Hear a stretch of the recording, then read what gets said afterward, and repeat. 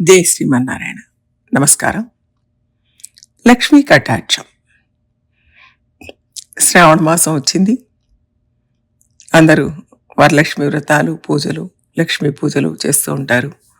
ఆ లక్ష్మీ కటాక్షాన్ని మనం ఎలా ప్రార్థించాలి, ఎందుకోసం ప్రార్థించాలి అని చూద్దాం. మహాలక్ష్మి గురించి చాలా స్తోత్రాలున్నాయి. అంతకంటే ఎక్కువ భగవంతుడి గురించిన స్తోత్రాలు ఉన్నాయి. వేదాంతంలో కూడా మహాలక్ష్మిని గురించి చాలా సూక్తాలు కనపడతాయి. శ్రీ సూక్తం, భూ సూక్తం, నీళా సూక్తం, శ్రద్ధా సూక్తం, మేధా సూక్తం, ఇవన్నీ లక్ష్మీ అమ్మవారి ప్రభావాన్ని గురించి చెప్పేవి. అది కాక ఆచార్యులు చేసిన లక్ష్మీ స్తోత్రాలు కూడా చాలా ఉన్నాయి. మనకందరికీ తెలిసినవి లక్ష్మీ అష్టోత్తరం, లక్ష్మీ సహస్రనామం.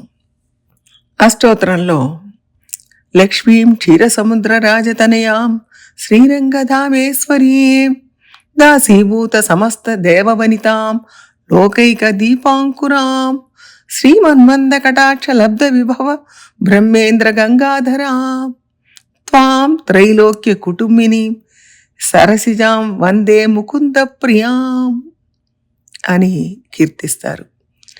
క్షీర సముద్రంలో పుట్టి శ్రీరంగనాథుడి ప్రియ సఖి అయి సమస్త లోకాన్ని పరిపాలించేది లక్ష్మీ అమ్మవారు. 3 లోకాలు ఆమెవే. ముకుందుడికి ప్రియమైనది మహాలక్ష్మి. వీటన్నిటిలో 2-3 ప్రార్థనలు ప్రధానంగా కనపడతాయి. క్షీరోదజే కమలకోమల గర్భగౌరి అంటాం. అంటే క్షీర సముద్రంలో పుట్టి కమలంలాగా కోమలంగా ఉండే తల్లి అని దీంట్లో వర్ణిస్తారు. అలాగే మాతర్నమామి కమలే కమలాయతాక్షి అంటే కమలాల వంటి కళ్ళు గల అమ్మవారిని నమస్కారం చేస్తూనే ఉంటారు. విశ్వానికే ప్రేమైంది, విష్ణువుకి అనుకూలంగా ప్రవర్తించేది అని అంటారు. శ్రీ సూక్తంలో అయితే హిరణ్యవర్ణాం హరిణీం సువర్ణ రజతస్రజం చంద్రాం హిరణ్మయీం లక్ష్మీం అని కీర్తిస్తారు.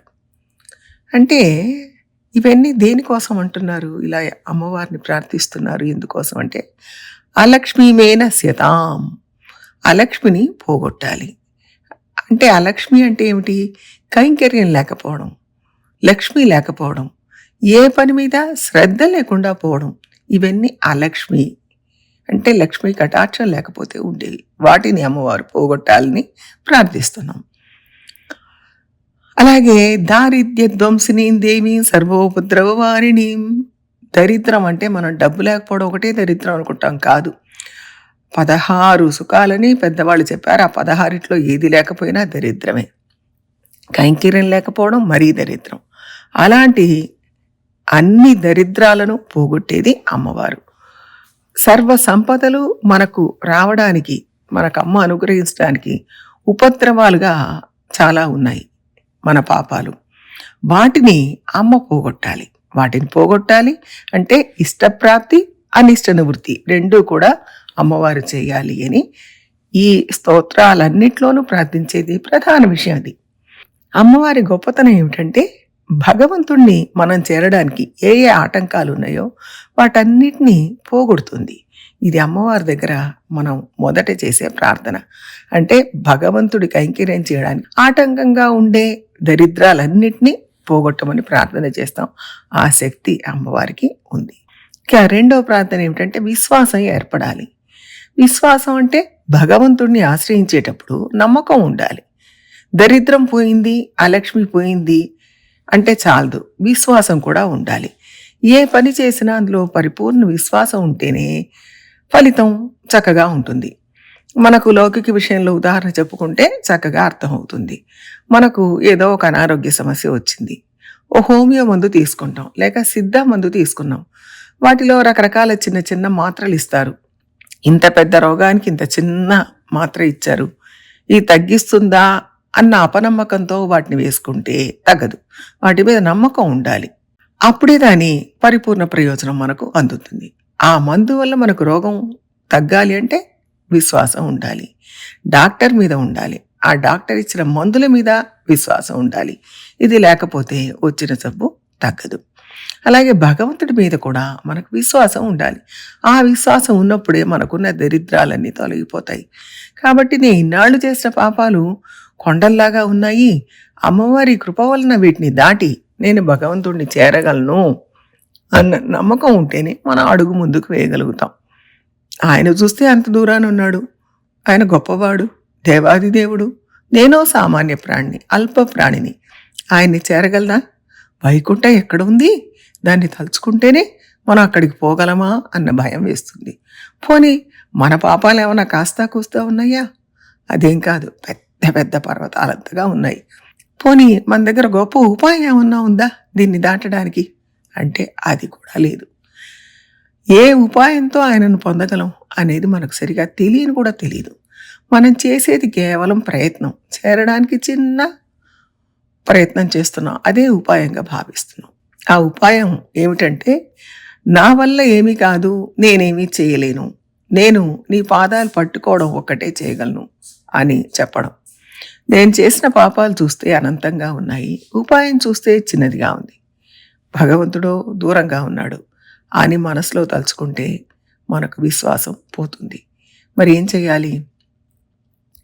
అమ్మవారిని తలుచుకోవడం వల్ల ఆమె ఇలాంటి అపనమ్మకాలను పోగొడుతుంది, మనలో విశ్వాసాన్ని పెంచుతుంది, భగవంతుడు రక్షిస్తాడు అన్న నమ్మకం కలిగిస్తుంది. ఇది రెండవ ప్రార్థన. ఇక మూడవ ప్రార్థన, దాసుడు భగవంతుడి కైంకర్యం చేయాలి, ఆ కైంకర్యం ఎంతవరకు చేయగలను అనేది నాకు తెలియదు, నువ్వే నాకు దారి చూపించి కైంకర్యాలు చేయించుకోవాలి అని చెప్పాలి. అప్పుడు అమ్మ కృపతో మనకు కైంకర్యాలు అనుగ్రహించి మనతో ఒక ఐకరస్యం ఏర్పడి మనం చేసే చిన్న చిన్న కైంకర్యాలను కూడా పెద్దవిగా చేసి స్వామికి చూపించి ఆయన శ్రీపాదాల దగ్గరికి మనల్ని చేరుస్తుంది. ఒకటి, కైంకర్యాన్ని పెద్దగా చేసి అలక్ష్మిని పోగొట్టాలి. 2, భగవంతుడే ఉపాయం అనే విషయంలో మనకు పరిపూర్ణ విశ్వాసం ఏర్పడాలి. 3, అమ్మవారు స్వామి కలిసి ఉన్న మిథునానికి కైంకర్యం చేసే భాగ్యం దొరకాలి. ఈ 3 అమ్మవారి దగ్గర మనం చేసే ప్రార్థనలు. ఈ ప్రార్థనలే ఇన్ని స్తోత్రాల్లో మనం నివేదించేది ఈ ప్రార్థననే.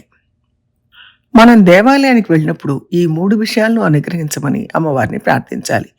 అప్పుడు అమ్మవారు ఈ ప్రార్థనలను స్వామికి తెలియజేసి పక్కన ఉండి ఆయన దగ్గరికి మనల్ని చేరుస్తుంది. మనం ఈ స్తోత్రాలు చెప్పడంలో అర్థం అదే కాబట్టి అందరం ఈ స్తోత్రాలని అర్థం తెలుసుకొని చదివి చెప్పి అందరికీ వినిపించి అందరం కలిసి చెప్పి నిత్యానపాయనిగా స్వామిని ఎప్పుడూ వీడకుండా ఉండే అమ్మ దగ్గర ప్రార్థనలు చేసి మంచి ఫలితాన్ని పొందాలి అని కోరుకుందాం.